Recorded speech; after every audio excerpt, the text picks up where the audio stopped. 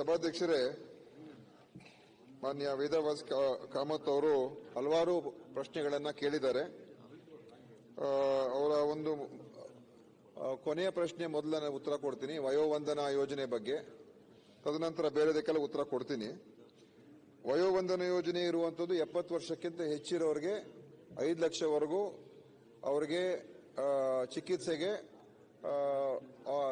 ಪಡ್ಕೊಳ್ತಕ್ಕಂಥದ್ದು ಅವಕಾಶ ಇರುವಂತಹ ಸ್ಕೀಮ್.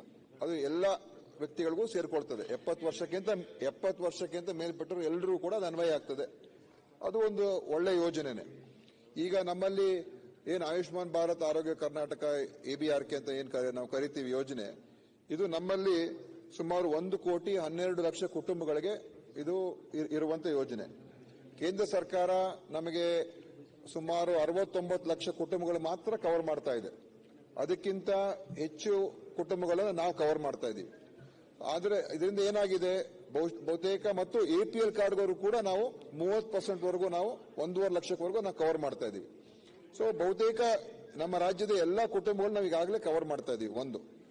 ಎರಡನೇದು ಏನಂತ ಹೇಳಿದ್ರೆ, ವಯೋವಂದನೆ ಇರುವಂತದ್ದು 5 ಲಕ್ಷಕ್ಕಿಂತ ಏನು ಒಂದು ಕುಟುಂಬಕ್ಕೆ 5 ಲಕ್ಷ ಇದ್ರೆ ಅದಕ್ಕಿಂತ ಹೆಚ್ಚು ಖರ್ಚಾದಾಗ ಯಾರಾದ್ರೂ 70 ವರ್ಷ ವಯಸ್ಸಾಗಿರೋರು ಇದ್ದಾಗ 5 ಲಕ್ಷ ಒಂದು ಮಿತಿಯನ್ನ ದಾಟಿದ್ರು ಕೂಡ ಇನ್ನು 5 ಲಕ್ಷವರೆಗೂ ಅವ್ರಿಗೆ ಸಿಕ್ಕುವಂತ ಒಂದು ಯೋಜನೆ. ಈಗ ಈ ನಾನು ಕೇಂದ್ರ ಸರ್ಕಾರ ಪತ್ರ ಬರೆದಿದ್ದೇನೆ ಮಾನ್ಯ ಸಭಾಧ್ಯಕ್ಷರೇ. ಏನಾಗಿದೆ, ಈ ಆಯುಷ್ಮಾನ್ ಭಾರತ್ ಯೋಜನೆ ಏನಿದೆ ನಮ್ಮ ಇಂಪ್ಲಿಮೆಂಟೇಷನ್ ಈಗ 60-40 ಇದ್ರೂ ಕೂಡ ಕೇಂದ್ರ ಸರ್ಕಾರ 60%, ರಾಜ್ಯ ಸರ್ಕಾರ 40% ಇದ್ರೂ ಕೂಡ ನೈಜವಾಗಿ ಆಗ್ತಾ ಇರುವಂತದ್ದು 75% ರಾಜ್ಯ ಸರ್ಕಾರದ್ದು, 25% ಕೇಂದ್ರ ಸರ್ಕಾರದ ಆಗ್ತಾ ಇದೆ ನಮ್ಮ ಒಟ್ಟಾರೆ ಖರ್ಚು. ಸೊ ಅದರಿಂದ ಏನಾಗ್ತದೆ, ಈ ವಯೋವಂದನೆ ಯೋಜನೆಯನ್ನು ಅನುಷ್ಠಾನ ಮಾಡಬೇಕಾದ್ರೆ ಇದಕ್ಕೆ ಎಷ್ಟು ಖರ್ಚು ಆಗ್ಬಹುದು ಮತ್ತು ಇದನ್ನ ಯಾವ ರೀತಿಯ ಕೇಂದ್ರ ಸರ್ಕಾರ ನೀವು ಭರಿಸ್ತೀರಾ ಅಂತ ನಾನು ಅವರಿಗೆ ಪತ್ರವನ್ನು ಬರೆದಿದ್ದೀವಿ. ನಮ್ಮ ಇಲಾಖೆಯ ಪ್ರಧಾನ ಕಾರ್ಯದರ್ಶಿಗಳು ಕೇಂದ್ರದ ಅವರ ಕಾರ್ಯದರ್ಶಿಗೆ ಬರೆದಿದ್ದಾರೆ. ನೀವು ಯಾವ ಲೆಕ್ಕಾಚಾರದ ಮೇಲೆ ಈ ದುಡ್ಡನ್ನ ಕೊಡ್ತೀರಾ, ಎಷ್ಟು ಅಮೌಂಟ್ ನಮ್ಗೆ ಕೊಡ್ತೀರಾ ಅಂತ ನಾವು ಡಿಟೇಲ್ ಆಗಿ ಒಂದು ನಮ್ಮ ಕಡೆಯಿಂದ ನಾವು ಪತ್ರ ಬರೆದಿದ್ದೀವಿ. ಅವ್ರು ಅದಕ್ಕೆ ಯಾವುದಕ್ಕೂ ಕೂಡ ಇನ್ನು ಉತ್ತರ ಕೊಡ್ಲಿಲ್ಲ. ಯಾಕಂತ ಹೇಳಿದ್ರೆ ನಾವಿಲ್ಲಿ ಖರ್ಚು ಮಾಡ್ತಾ ಹೋಗೋದು, ಅವ್ರು ಅದಕ್ಕೆ ಹಣ ಕೊಡದೆ ಹೋದ್ರೆ ಮತ್ತೆ ಇದು ಎಲ್ಲ ನಮ್ಮ ಮೇಲೇನೆ ಹೊರೆ ಆಗ್ತದೆ. ಸೊ ಅದನ್ನ ನಾನು ಸ್ಪಷ್ಟವಾದಂತ ಒಂದು ವಿಷಯವನ್ನ ಅವರಿಗೆ ಕೇಂದ್ರಕ್ಕೆ ಬರೆದಿದ್ದೇನೆ. ಇನ್ನೂ ಕೂಡ ಅವರು ನಮಗೆ ಒಂದು ಉತ್ತರ ಕೊಟ್ಟಿಲ್ಲ.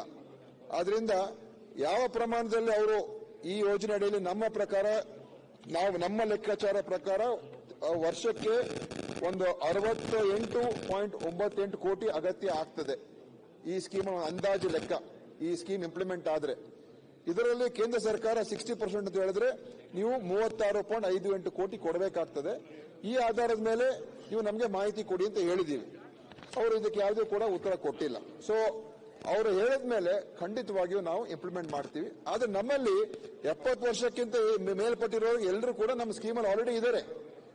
ಅದನ್ನ ನಾವೇನು ಅವರಿಗೆ ನಿರಾಕರಣೆ ಏನು ಆಗ್ತಾ ಇಲ್ಲ. ನಮ್ಮ ರಾಜ್ಯದ ಎಲ್ಲಾ 70 ವರ್ಷಕ್ಕಿಂತ ಮೇಲಿರೋರಿಗೆ ನಾವು ಕೊಡ್ತಾ ಇದ್ದೀವಿ. ಈ ಒಂದು ಯೋಜನೆ ಇಂಪ್ಲಿಮೆಂಟ್ ಆಗ್ಬೇಕಾದ್ರೆ ಅವ್ರು ನಮಗೆ ಸ್ಪಷ್ಟೀಕರಣ ಕೊಡ್ಬೇಕು. ಯಾಕಂದ್ರೆ ರಾಜ್ಯ ಸರ್ಕಾರ ಈಗ ಆಯುಷ್ಮಾನ್ ಭಾರತ್ ದೇಶ ಎಲ್ಲ ಕಡೆ ಓಡ್ತಾ ಇದೆ. ಜನ ತಿಳ್ಕೊಳ್ತಾರೆ ಕೇಂದ್ರ ಸರ್ಕಾರದ ಯೋಜನೆ ಅಂತ. ಅದು 75% ನಮ್ಮ ರಾಜ್ಯ ಕೊಡ್ತಾ ಇರುವಂತದ್ದು. ಇದು ಈ ರಾಜ್ಯ ಸರ್ಕಾರದ ಅತ್ಯಂತ ದೊಡ್ಡ ಯೋಜನೆ ಇದು. ಸೊ ಇದನ್ನ ನಾವು ತಿಳ್ಕೊಂಡು ಕೇಂದ್ರದ ಒಂದು ಸ್ಪಷ್ಟೀಕರಣ ಬಂದ್ಮೇಲೆ ನಾವು ಖಂಡಿತವಾಗಿಯೂ ಇದನ್ನು ಇಂಪ್ಲಿಮೆಂಟ್ ಮಾಡ್ತೀವಿ. ಮತ್ತು ಇನ್ನೊಂದು ಹೇಳಿರ್ತಕ್ಕಂಥದ್ದು, ಅವರು ನಮ್ಮ ಈಗ ತುರ್ತಿನ ಪರಿಸ್ಥಿತಿಗಳಲ್ಲಿ ಆಕ್ಸಿಡೆಂಟ್ ಆದ ಪರಿಸ್ಥಿತಿಯಲ್ಲಿ ಚಿಕಿತ್ಸೆ ನೀಡಬೇಕು. ಅದು 1 ಲಕ್ಷವರೆಗೂ ಎಲ್ರಿಗೂ ಕವರ್ ಆಗ್ತದೆ.